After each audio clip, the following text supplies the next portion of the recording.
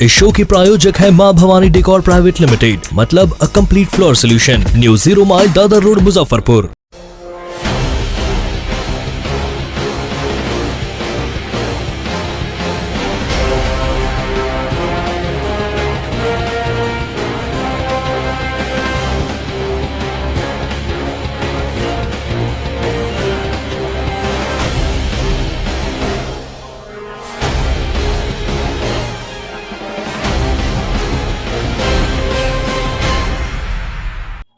नमस्कार, आप देख रहे हैं डे न्यूज और मैं हूं आपके साथ। मुजफ्फरपुर के मीनापुर पानापुर ओपीसी महज 100 मीटर की दूरी पर अपराधियों ने गोली मारकर एक युवक की हत्या कर दी। उसके चाचा पर भी फायरिंग की गई। वे बाल बाल बच गए। अपराधियों ने उनका पर्स भी लूट लिया। मृत युवक की पहचान पाना छपरा के 30 वर्षीय ध्रुव कुमार सिंह के रूप में हुई है। घटना की सूचना मिलने पर एम्बुलेंस तो आ गई, पर पुलिस 1 घंटे बाद पहुंची, जिससे परिजनों का आक्रोश भड़क उठा। जमकर बवाल शुरू हो गया। काफी संख्या में जुटे परिजन पुलिस की इस कार्यशैली से नाराज थे। आरोप है कि एक जवान नशे की हालत में था, उसके मुंह से शराब की दुर्गंध भी आ रही। इसे लेकर और भी विवाद बढ़ गया। बवाल बढ़ने की सूचना पर डीएसपी पूर्वी मनोज पांडे पहुंचे। उन्होंने लोगों को समझाकर शांत कराने की कोशिश की। उन्होंने कहा कि अगर उसने शराब पी होगी तो जेल जाएगा। किसी तरह समझाकर लोगों को शांत कराया। इसके बाद शव को कब्जे में लेकर मेडिकल भेजा गया। डीएसपी पूर्वी ने बताया कि अपराधियों की गिरफ्तारी को लेकर छापेमारी की जा रही है। जल्द ही सभी दबोच लिए जाएंगे। मृतक के चाचा शीलानाथ सिंह ने बताया कि ध्रुव पटना में रहकर प्राइवेट जॉब करता है। उसकी शादी को 6 साल हो चुके हैं। वे दोनों पूजा में शामिल होने के लिए पटना से घर जा रहे थे। घर पर एक पूजा था। ध्रुव बाइक चला रहा था, तभी अचानक से पानापुर ओपी से महज 100 मीटर पहले बाइक अपराधियों ने ओवरटेक कर रोक लिया। उतरते ही छीना-झपटी करने लगे। विरोध करने पर ध्रुव को गोली मार दी। गोली उसके छाती में लगी है और वे वहीं पर देर हो गया। अपराधी उससे पर्स और मोबाइल छीनकर भाग गए।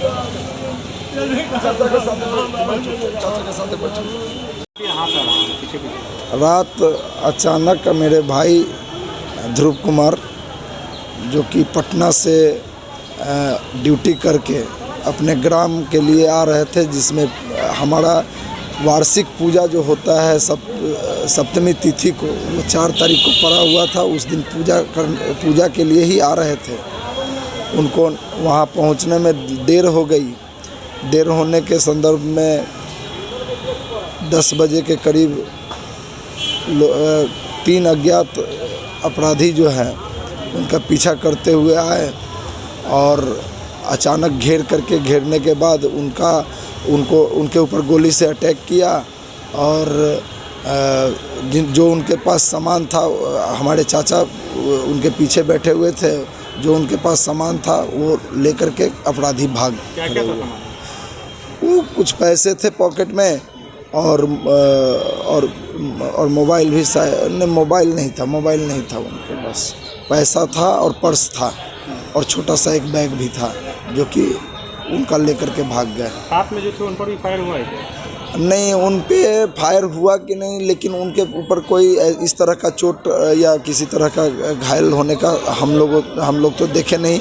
लेकिन चाचा बता रहे थे कि उनके ऊपर भी फायर करने का कोशिश किया, लेकिन उसमें शायद गोली नहीं था, जो कि फायर नहीं हो पाया। नहीं। कितना गोली मारा है मृतक को? उस टाइम 2 गोली फायर हुआ, लेकिन हम लोग देख पा रहे हैं कि सीने में 1 गोली ही लगा हुआ है। अच्छा, लूटपाट का ही मकसद था? इस बात को हम कैसे बता पाए, ये तो थाना का विषय है। इसको पूरी तरह से जांच होनी चाहिए।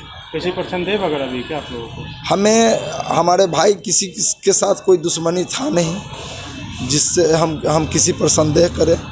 लेकिन अगर कोई ऐसा दुश्मनी पाला है तो इसका थाना जांच करे, यहाँ का एसपी साहब जांच करवाए। लेकर कहने के आक्रोश था, रात में पुलिस पर शराब पीने का आरोप था। हमें लगा कि ऐसा कुछ है, लेकिन जब मौके पर डीएसपी साहब आए, इस बात को खारिज किए और उन्होंने अपना पूरा आश्वासन दिया डीएसपी साहब ने कि मैं अपना पूरी जिम्मेवारी लेते हुए इस घटना पर उद्भेदन करूँगा। मृतक क्या करते थे? मृतक एक स्टील प्लांट में त्रिवेणी त्रिवेणी एक स्टील प्लांट है जहाँ पे काम करते थे पटना। पानापुर ओपी अंतर्गत एक व्यक्ति जो पटना से मुजफ्फरपुर अपने गांव आ रहे थे, रास्ते में एक व्यक्ति की गोली मार के हत्या कर दी गई है। कितना तकरीबन जैसा कि प्रत्यक्षदर्शी बता रहे हैं, वो 10 बजे के आसपास ही घटना है, 10 साढ़े 10 बजे के आसपास ही घटना है। परिजन का आरोप है कि पुलिस दारू पी के, अगर ये आरोप है तो मैंने इनको कहा है कि अगर कोई पुलिस वाला किसी भी रूप में अगर कोई पुलिस वाला दारू पिए हुए तो उसकी जांच करवा के उसको मुख्य भेजेंगे। मुजफ्फरपुर के साहिबगंज थाना क्षेत्र के वासुदेवपुर 20 भवारी पुल के पास सड़क दुर्घटना में स्कूटी सवार गंभीर रूप से जख्मी हो गया।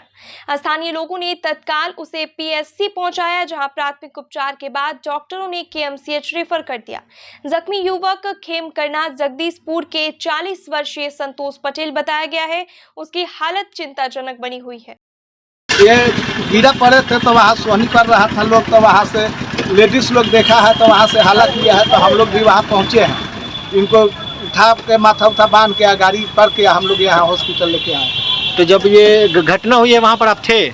हाँ, बगले में थे। हाला गिरे हैं, उसके बाद हम पहुँचे हैं जहाँ लोग। अच्छा, तो वहाँ पर लोगों ने क्या बताया? कोई ठोकर मार के भाग गया है या अपने आप गिर गए? अपने आप गिर गए। हाँ। क्या चीज़ से थे ये स्कूटी से थे। स्कूटी से थे? हाँ।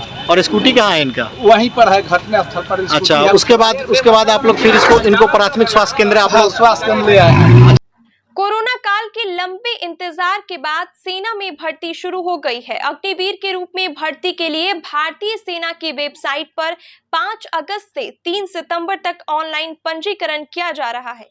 पहले दिन शुक्रवार को कई अभ्यर्थियों ने ऑनलाइन पंजीकरण कराया है। वहीं सेना भर्ती कार्यालय के कर्नल बाबी जसरोटिया ने डीपीआरओ कमल सिंह के माध्यम से इसकी जानकारी देते हुए बताया कि अग्निवीर योजना के तहत सेना भर्ती रैली पुरुष अभ्यर्थियों के लिए 21 नवंबर से 4 दिसंबर तक चक्कर मैदान में आयोजित होगी।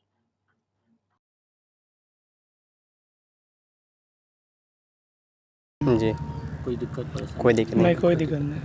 क्या कुछ उसके इंतजार कर रहे थे? कैसे? Yes sir. ऐसा नहीं, बहुत दिन से नहीं आ रहा था, बहुत दिन 3 साल से नहीं आ रहा था, और अब आया तो हो रहा है रजिस्ट्रेशन, और फॉर्म भरने का डेट आ गया है। कल रात 12 बजे से स्टार्ट हो गया है। कितनी खुशी है? कितना दिन? बहुत खुश है सर। बहुत दिन से इंतजार करना पड़ा। कोरोना काल से सर 2 साल से इंतज़ार कर रहे थे भर्ती का, 2 साल से इंतज़ार कर रहे थे और समय अब आज आ गया। आज हम सब लोग बहुत खुश हैं कि आज लोग हम अपने फॉर्म भरेंगे और अपन तैयारी में लग गए हैं पूरी तरह से। कितनी खुशी है? बहुत खुश हैं।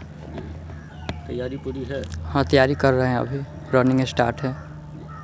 ऑनलाइन प्रक्रिया कर ली है? ऑनलाइन प्रक्रिया अभी नहीं किए हैं, आज रात 12 बजे से स्टार्ट हुआ है, तो आज कर लेंगे। ऑनलाइन प्रक्रिया लगे और डॉक्यूमेंट में जो भी था, मैं सब डॉक्यूमेंट में लगे हुए हैं, डॉक्यूमेंट भी तैयारी हो रही है मेरा। यहाँ पे आए थे, जो डाउट था वो सब क्लियर? हाँ, यहाँ पे जो डाउट था यहाँ पे सब मेरा डाउट हो गया क्लियर। नाम क्या बात है? नानटून कुमार। अगर रजिस्ट्रेशन में कोई भी गलती होता है तो यहाँ पे से सुधार करने के लिए मौका मिलता है। अगर ज़्यादा प्रॉब्लम होता है तो अगर नहीं होता तो सर बोलते हैं साइबर कैफे में जाके, और वहाँ पे जाके देख लेने के लिए। पहली बार हिस्सा लीजिएगा परीक्षा में? पहली बार है। देखिए, अग्निवीरों की बहाली से संबंधित प्रक्रिया शुरू हो चुकी है। आज रात से ही सेना का जो वेबसाइट है, भारतीय सेना का वेबसाइट, वो खुल चुका है और लोगों और आवेदकों के द्वारा ऑनलाइन रजिस्ट्रेशन किया जा रहा है। ये ऑनलाइन रजिस्ट्रेशन की प्रक्रिया 3 सितंबर तक चलेगी।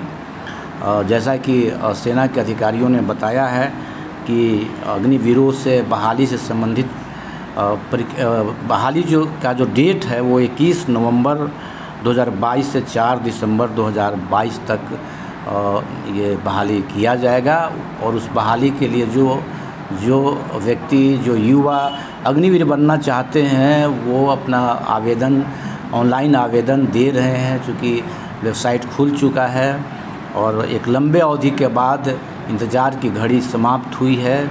और बहाली को लेकर के मुजफ्फरपुर सेना भर्ती कार्यालय द्वारा तमाम तरह की तैयारियां की जा रही हैं। इसमें जिला प्रशासन के तरफ से और सेना भर्ती मुख्यालय मुजफ्फरपुर के तरफ से मैं ये अपील करना चाहता हूँ इस ज़िले और संबंधित सभी 8 ज़िलों के युवाओं से कि वे अपने मेहनत और काबिलियत पर भरोसा रखें, मजबूत आत्मविश्वास और इच्छा शक्ति के माध्यम से वो ये बहाली की प्रक्रिया में भाग लें और भाग ले करके सेना में खुद को बहाल कराकर राष्ट्र की सेवा में समर्पित हों। और एक बात ज़रूर वो याद रखें कि ये बहाली की प्रक्रिया पूरी पारदर्शिता के साथ होती है। इसमें किसी भी तरह का दलालों से, बिचौलियों से वे सावधान रहें, किसी के बहकावे में नहीं है। जिले के सभी ग्राम कचहरी एवं उनके निर्वाचित प्रतिनिधि, पंच, सरपंच, उप सरपंच एवं न्याय मित्र, न्याय सचिवों का अब तक के बकाया यात्रा भत्ता, भवन का किराया, पंचम राज अनुशंसित फर्नीचर मद की राशि का 15 दिनों के अंदर 100% भुगतान करने, सभी ग्राम कचहरियों में चौकीदार की नियुक्ति करने और स्थानीय थाना पुलिस प्रशासन का पूर्ण सहयोग दिलाना सुनिश्चित करने सहित 11 सूत्री मांगों को लेकर शुक्रवार को पंच सरपंच संघ ने मुजफ्फरपुर के खुदीराम बोस स्मारक स्थल से जुलूस निकालकर समाहरणालय में प्रदर्शन किया। संघ के जिलाध्यक्ष मनोज कुमार सिंह ने कहा कि मांगे नहीं मानी गई तो जल्द ही आमरण अनशन शुरू करेंगे। ये यहाँ की भ्रष्ट प्रशासन, पुलिस प्रशासन के खिलाफ भी है। हम लोगों की मांग है, जो हम लोगों का अधिकार है वो हमको मिलना चाहिए संपूर्ण। इसके लिए हम लोग आमरण अनशन तक भी चले जाएंगे। अभी डीएम साहब से मिल करके आते हैं, पता नहीं वो क्या करते हैं। हमको तो लगता है कि डीएम साहब बहुत अच्छे हैं, हमारी मांग को अति शीघ्र वो ऊपर तक पहुंचाकर हमें पूरा करेंगे। अगर हमारी मांग नहीं पूरा होगी तो आज हम लोग आमरण अनशन पर बैठेंगे। मुख्य मांग क्या है? मुख्य मांग हमको पंचायत प्रतिनिधि का दर्जा नहीं दिया जा रहा है। यहाँ तक कि ये माननीय हमारे प्रधानमंत्री मोदी जी का अमृत महोत्सव मनाया जा रहा है, 75वीं स्वतंत्रता दिवस। इस स्वतंत्रता दिवस के अवसर पर भी माननीय हमारे जो पंचायती राज मंत्री हैं सम्राट चौधरी जी के द्वारा पंच और सरपंच को उपेक्षित किया गया है। उनके द्वारा कहीं भी एक शब्द भी ये जिक्र नहीं है कि पंच और सरपंच अपने अपने ग्राम कचहरी पे झंडोत्तोलन करेंगे और हर कुछ बर्दाश्त करेंगे। हम लोग इस तिरंगा के अपमान को बर्दाश्त नहीं करेंगे। हमारी सोच है इस तिरंगा में लिपट कर भी अगर मर जाते हैं तो मैं अमर रहूंगा और मैं इन मंत्री से, भ्रष्ट मंत्री लोगों से डरने वाला नहीं हूं। राष्ट्रीय नेतृत्व के आह्वान पर Congress social media department, Tirhut किसान एवं अनुसूचित विभाग की ओर से शुक्रवार को मुजफ्फरपुर के शहीद खुदीराम बोस स्मारक पर महंगाई, बेरोजगारी एवं महंगाई के खिलाफ जमकर प्रदर्शन किया। नेताओं ने कहा कि केंद्र सरकार लोकतंत्र के पीठ पर सवार होकर संपूर्ण देश में अघोषित आपातकाल को लगाने का कार्य कर रही है, संवैधानिक संस्थाओं को कुचल रही है। जीडीपी बदलने की जगह सोशल मीडिया का डीपी बदला जा रहा है। देश में महंगाई और बेरोजगारी गंभीर रूप ले चुकी है। इन सबसे देश के ध्यान को बांटने के लिए ईडी को हथियार बनाकर विपक्षियों की झूठी सीढ़ी चलाई जा रही है और जो लोग बीजेपी में चले जाते हैं उनका सारा जांच समाप्त हो जाता है। कार्यक्रम में कृष्णकांत शाही, मुमताज अंसारी, वेद प्रकाश सहित काफी संख्या में कांग्रेस कार्यकर्ता शामिल रहे।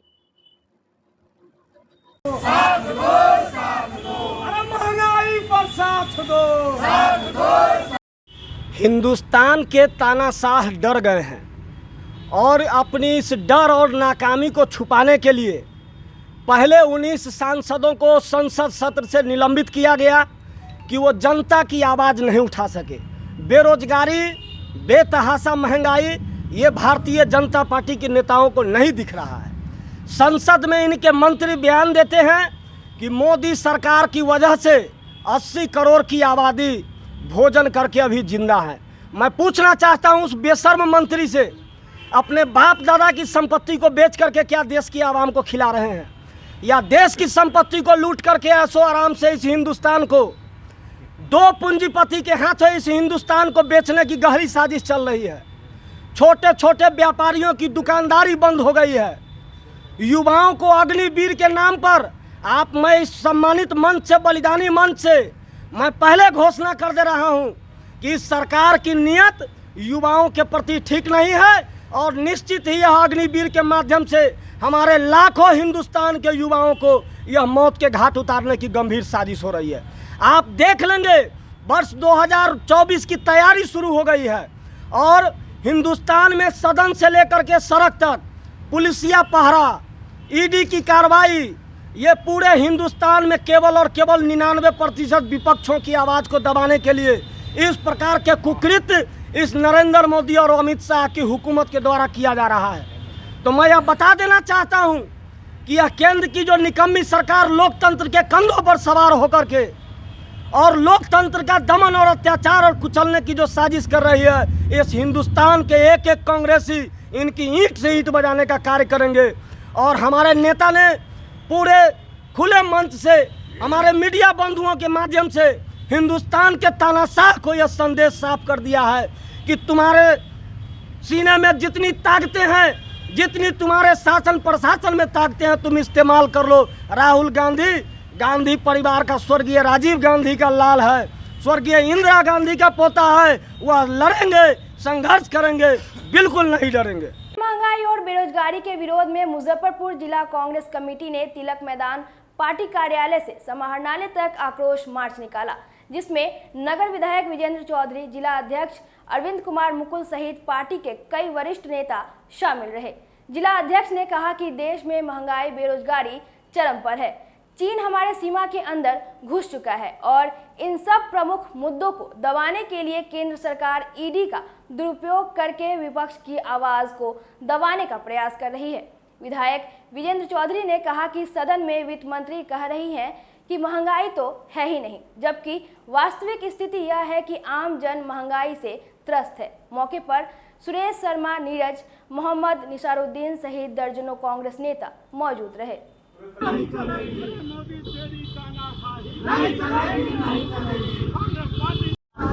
जिला कांग्रेस कमेटी के तत्वाधान में बेतहाशा मूल्य वृद्धि, बेरोजगारों को रोजगार देने के लिए अखिल भारतीय कांग्रेस कमेटी के निर्देशानुसार हम लोग तिलक मैदान कांग्रेस कार्यालय टावर होते हुए आज समाहरणालय के समय प्रदर्शन कर रहे हैं। हम लोग का मांग है कि जो महंगाई है उस पर अविलंब रोक लगाई जाए, बेरोजगारों को रोजगार दिया जाए। जो गब्बर सी टैक्स जो थोपा गया है, आटा से लेके दाल, पनीर, मसाला सभी पर जो है कि टैक्स जो है थोपा गया है, उसको अविलंब वापस ले। यही हम लोग का आंदोलन है, विरोध प्रदर्शन है। तेल, गैस, सारे आइटम पर जो है ये टैक्स लगा दिए हैं। जैसे कि अगर पनीर का सब्जी खाना है और रोटी के साथ, तो पनीर, मसाला, तेल, आटा सभी पर टैक्स है। तो एक रोटी में आधा सरकार ले रही है। मध्यम वर्गीय गरीब मजदूर कहाँ से खाएंगे? अविलंब महंगाई पर रोक लगाया जाए, यही कांग्रेस पार्टी की ओर से आज हम लोग विरोध प्रदर्शन कर रहे हैं। अखिल भारतीय कांग्रेस कमेटी के द्वारा पूरे देश भर में महंगाई, बेरोजगारी, का उपयोग, इन सब सवालों पर प्रदर्शन किया जा रहा है। यहाँ पर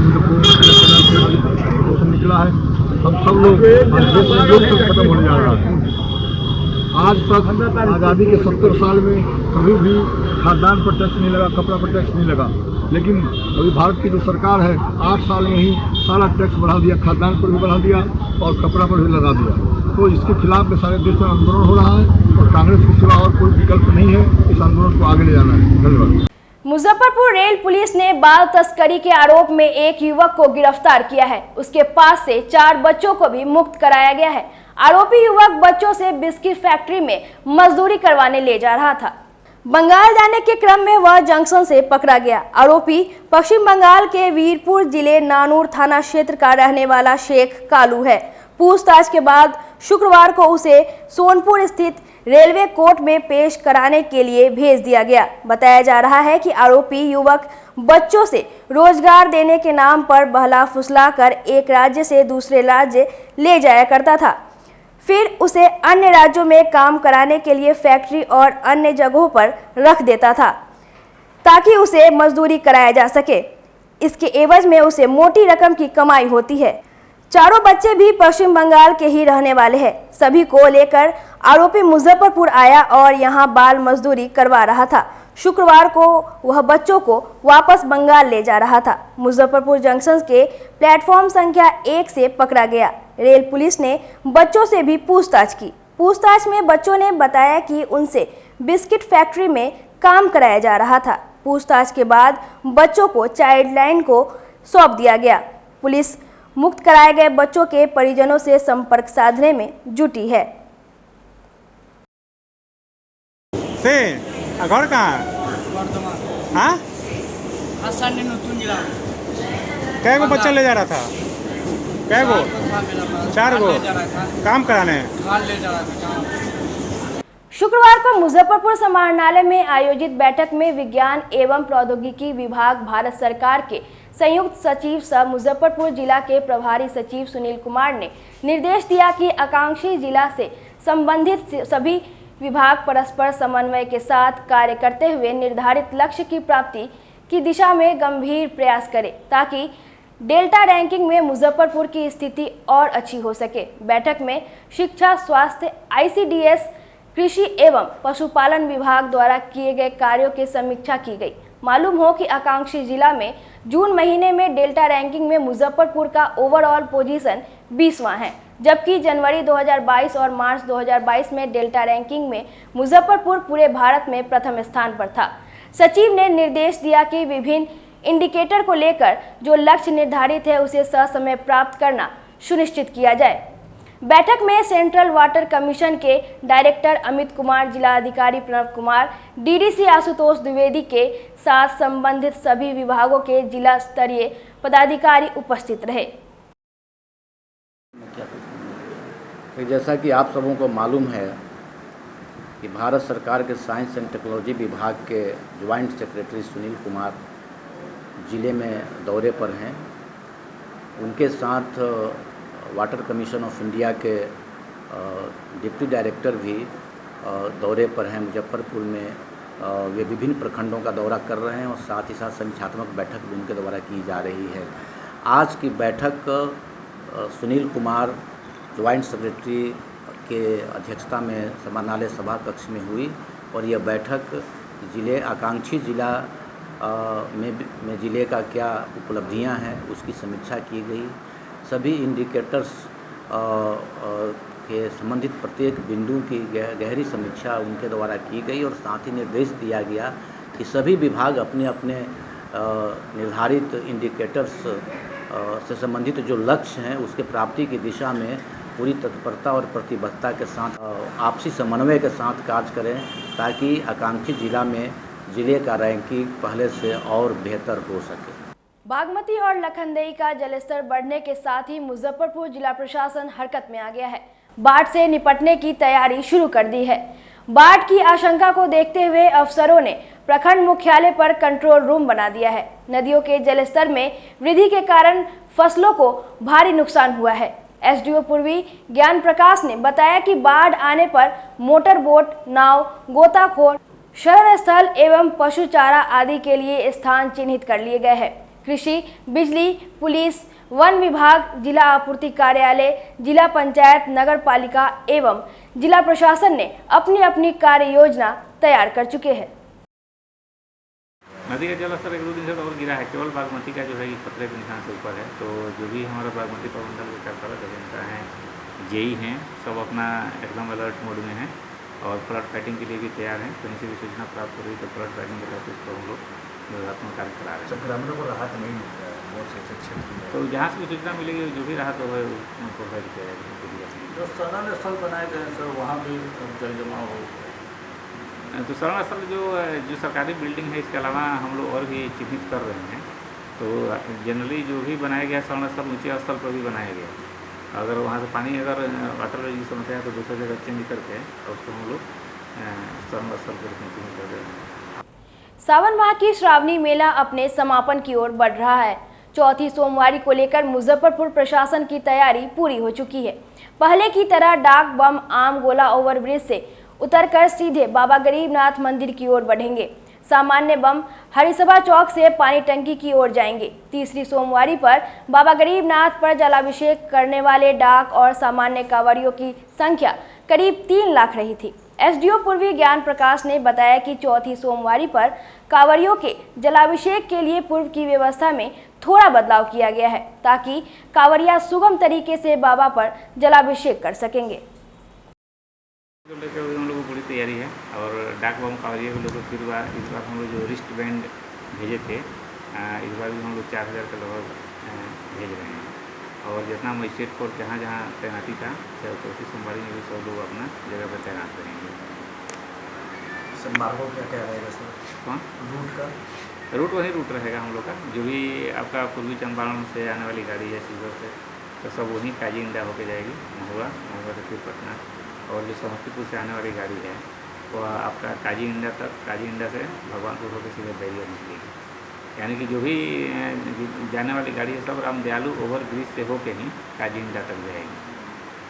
आगामी 13 अगस्त को मुख्यमंत्री आवास के समक्ष प्रदर्शन और 27 अगस्त को शुरू होने वाले अनिश्चितकालीन हड़ताल को सफल बनाने के लिए शुक्रवार को मुजफ्फरपुर के बैंक रोड स्थित अंचल कार्यालय में बिहार राज्य स्थानीय निकाय कर्मचारी महासंघ और बिहार लोकल बॉडीज कर्मचारी संयुक्त संघ मोर्चा की बैठक की गई। महासंघ के उपाध्यक्ष अशोक राय ने बताया कि विगत कई वर्षों से सरकार उनकी मांगों पर ध्यान नहीं दे रहे हैं। इसे देखते हुए मुख्यमंत्री आवास के समक्ष प्रदर्शन और हड़ताल पर जाने की तैयारी की जा रही है। बैठक है आज का बैठक है कि हम लोग पूर्व में हड़ताल किए थे, अनिश्चितकालीन हड़ताल राज्य सरकार के खिलाफ, जिसमें सरकार कोर्ट के शरण में चला गया। तो कोर्ट ने कहा कि आज माननीय न्यायालय ने कहा कि 8 सप्ताह के अंदर हम आपका डिसीजन देंगे, लेकिन 8 सप्ताह क्या 8 महीना बीत गया और कर्मचारी के हक में कोई फैसला नहीं आया। इसलिए संयुक्त मोर्चा जो पूर्व में हड़ताल किया था उसका निर्णय हुआ कि अब हमारा कर्मचारी बर्दाश्त के लायक नहीं है। हम जो है सो कि 13 अगस्त को पटना में मुख्यमंत्री के आवास के समक्ष प्रदर्शन करेंगे, इनकलाब जिंदाबाद करेंगे और 27 से पूरे बिहार में नगर निगम का काम का चक्का जाम रहेगा।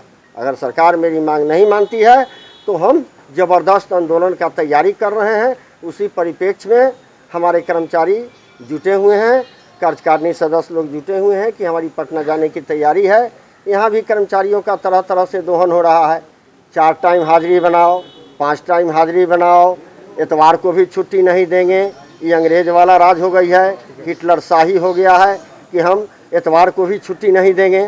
तो ये सब मेरा लोकल लड़ाई भी है, लेकिन 13 तारीख को जम करके हमको पटना में प्रदर्शन करना है।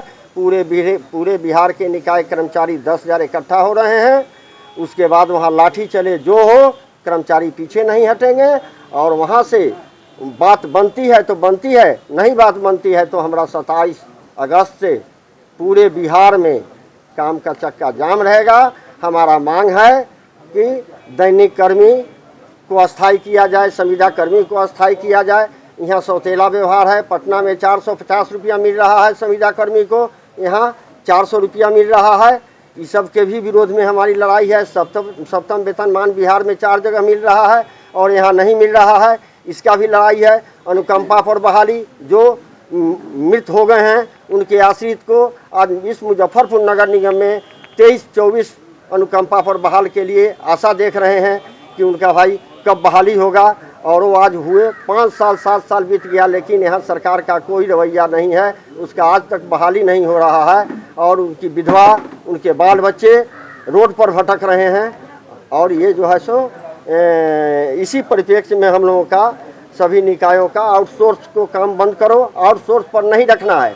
और फिर भी प्रशासन मुजफ्फरपुर के वार्ड 31 के पार्षद प्रतिनिधि जीवेश कुमार ने जिला प्रशासन पर आरोप लगाते हुए कहा है कि वार्ड 31 के 940 वोटर को वार्ड 32 में शिफ्ट कर दिया गया है। 2 से 3 बार शिकायत दर्ज कराने के बावजूद मतदाताओं को वार्ड 31 में नहीं किया गया। उन्होंने कहा कि बगल के भावी उम्मीदवारों ने साजिश के तहत ऐसा करवाया है। जीवेश कुमार ने कहा कि 940 वोटर जीत हार में महत्वपूर्ण भूमिका निभाते हैं। प्रशासन को समय रहते वार्ड 31 के बूथ संख्या 261 के 940 वोटरों को वार्ड 32 के मतदाता सूची से काटकर वार्ड 31 में कर देना चाहिए। मैं जीवेश कुमार वार्ड प्रतिनिधि वार्ड नंबर 31। यहाँ से वार्ड में दावा आपत्ति का समय सरकार द्वारा निर्धारित किया गया था जिसमें हमने पाया कि अपने वार्ड में 261 बूथ नंबर जिस पर 940 वोटर की संख्या है वो पूरे के पूरे वार्ड नंबर 32 में शिफ्ट कर दिया गया था, जिसका हमने एसडीओ साहब और चुनाव अधिकारी जो मुजफ्फरपुर के हैं उनको सूचित किया लिखित में कि सर इस पे आवेदन को सुधार किया जाए, जिससे उन्होंने अपनी एक टीम सीओ साहब, एसडीओ ऑफिस के कर्मचारी, बीएलओ और भी निर्वाचन पदाधिकारी लोग आए और उन्होंने सत्यापित करके वार्ड 31 के जो भी वोटर 940 थे उनको 32 से 31 में कर देने का हमें पूर्ण आश्वासन दिया। लेकिन जब विगत 30/7 को वोटर लिस्ट का प्रकाशन हुआ तो उसमें वो पुनः 32 वार्ड में ही दिखाया जा रहा है, वार्ड 31 में अभी तक वो लोग नहीं आए हैं। हमने सर को फिर से 1/8 को उसका आवेदन दिया और इसमें हमें किसी साजिश की बू आ रही है, जिसके द्वारा कि 2 बार इस आवेदन को दिया गया, लेकिन उसके बाद भी इस पर कोई तरह की कार्रवाई नहीं हुई और न ही वोटर का नाम वापस आया। इसलिए हम आप चैनल के माध्यम से सभी लोग को कहना मेरा है कि अधिकारीगण को मेरा मैसेज पहुँचे कि इस पर जल्द से जल्द कार्रवाई करते हुए जो भी दोषी लोग हैं उस पर कार्रवाई हो और मेरे 940 वोटर जो वार्ड नंबर 31 के हैं उन्हें पुनः वापस वार्ड नंबर 31 में लाया जाए, यही आपके माध्यम से मेरा अनुरोध है।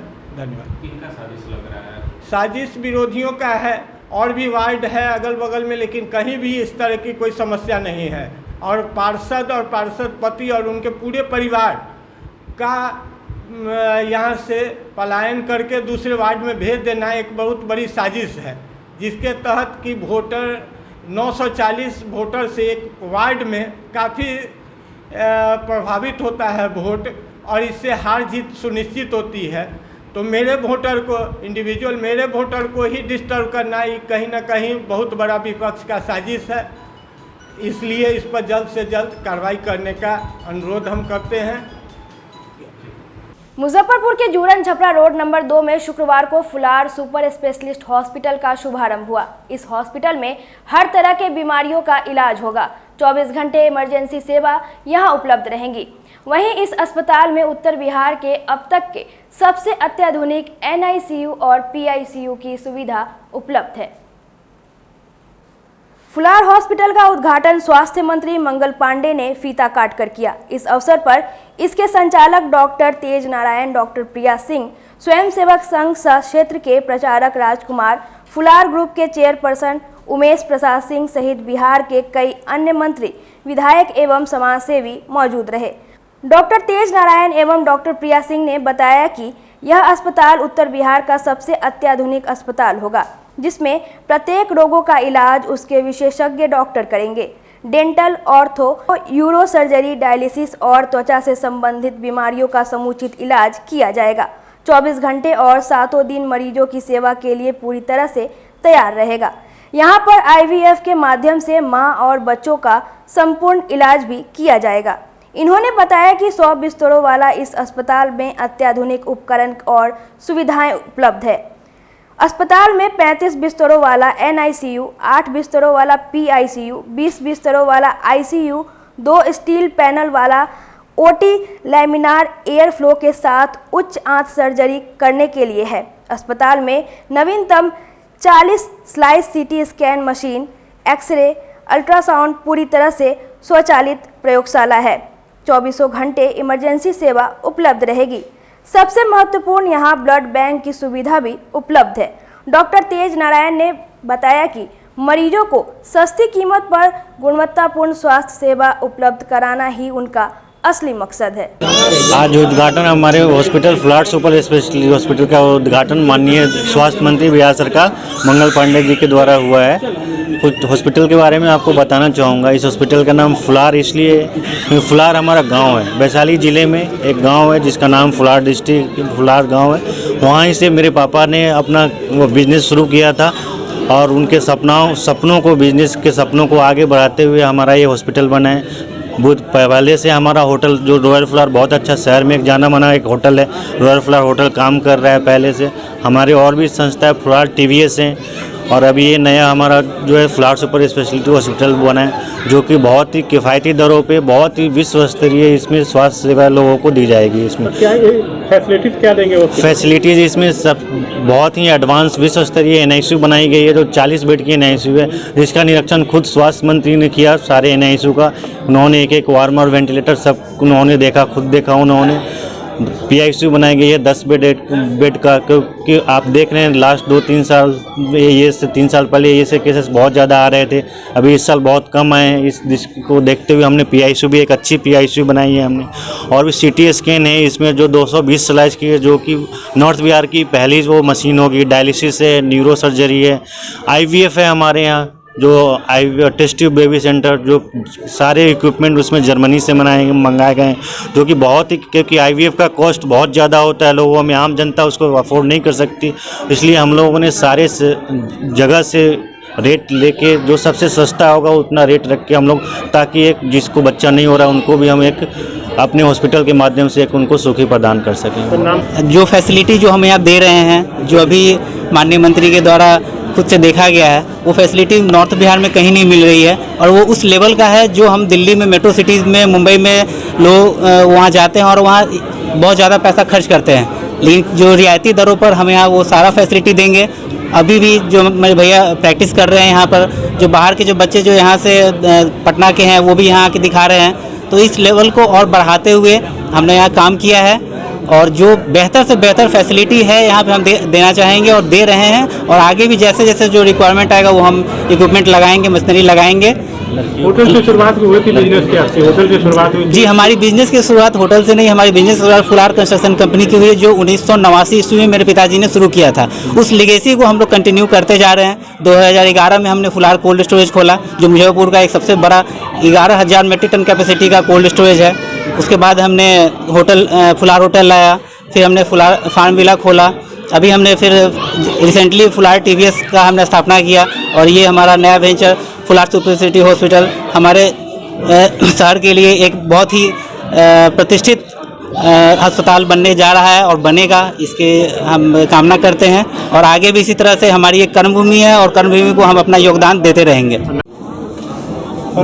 उद्घाटन अवसर पर क्या कुछ कहेंगे? आज स्वास्थ्य मंत्री के रूप में मेरे लिए बहुत प्रसन्नता का विषय है कि मुजफ्फरपुर में फुलार सुपर स्पेशलिटी हॉस्पिटल, जो 100 बेड का अस्पताल है, उसका उद्घाटन हुआ है। और इस अस्पताल की विशेषता यह है कि इसमें 40 बेड नवजात बच्चों के लिए SNCU है, मतलब छोटे बच्चों को यदि कोई भी गंभीर कठिनाई होती है तो उसका ट्रीटमेंट यहाँ हो सकता है और होगा। इसके अतिरिक्त अन्य ICU, trauma centre, gynaecology, neuro, ortho, ऐसे सभी विभागों की सुपर स्पेशलिटी की सुविधा यहाँ लोगों को दी जाएगी। तो यह जो मुजफ्फरपुर की स्वास्थ्य सेवा है उसमें आज यह सेवा ऐड हुआ है, यह जुड़ा है, और इससे लोगों को लाभ मिल पाएगा। और मैंने और आदरणीय राम कुमार जी ने आज इस सेवा को लोगों की लिए समर्पित किया है। सभी हमारे माननीय वरिष्ठ नेतागण, पूर्व मंत्री, माननीय विधायक सभी उपस्थित हैं। सबने सामूहिक रूप से इस सेवा का आज लोकार्पण किया है।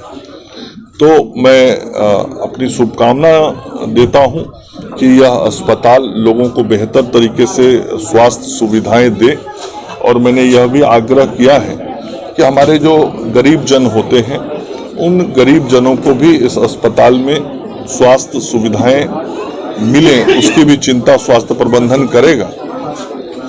ऐसे बिहार की सरकार के द्वारा और केंद्र की सरकार के द्वारा भी गरीब लोगों के इलाज के लिए कई व्यवस्थाएं बनाई हुई हैं। आयुष्मान कार्ड के माध्यम से गरीब लोगों को हम 5 लाख रुपए तक का कैशलेस इलाज करते हैं। मुख्यमंत्री चिकित्सा सहायता योजना से भी लोगों को हम चिकित्सा के लिए सहायता देते हैं।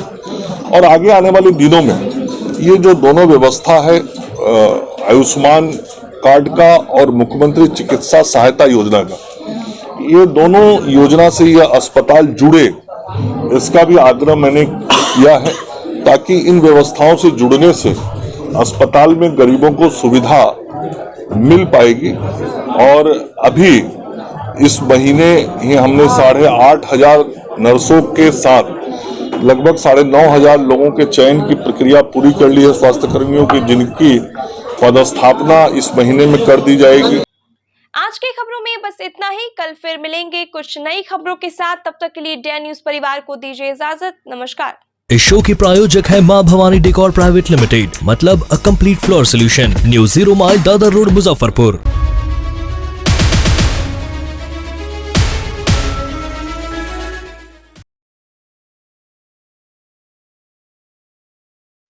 SK banquet hall, central bank के सामने, मेन रोड, माड़ीपुर, मुजफ्फरपुर का एकमात्र बैंक्वेट हॉल है जहां आप बर्थडे पार्टी से लेकर शादी विवाह तक का कर सकते हैं आयोजन। 2,500 स्क्वायर फीट का 3 बड़ा हॉल। एसके बैंक्वेट हॉल में seminar, wedding ceremony, kitty party या बर्थडे पार्टी के साथ अन्य आयोजन को किया जा सकता है। 24 घंटे बिजली पानी के अलावे पार्किंग और लिफ्ट की सुविधा है उपलब्ध। फुल्ली एयर कंडीशन इस बैंक्वेट हॉल में 1, 2 नहीं 18 बाथरूम और कई कमरे हैं उपलब्ध।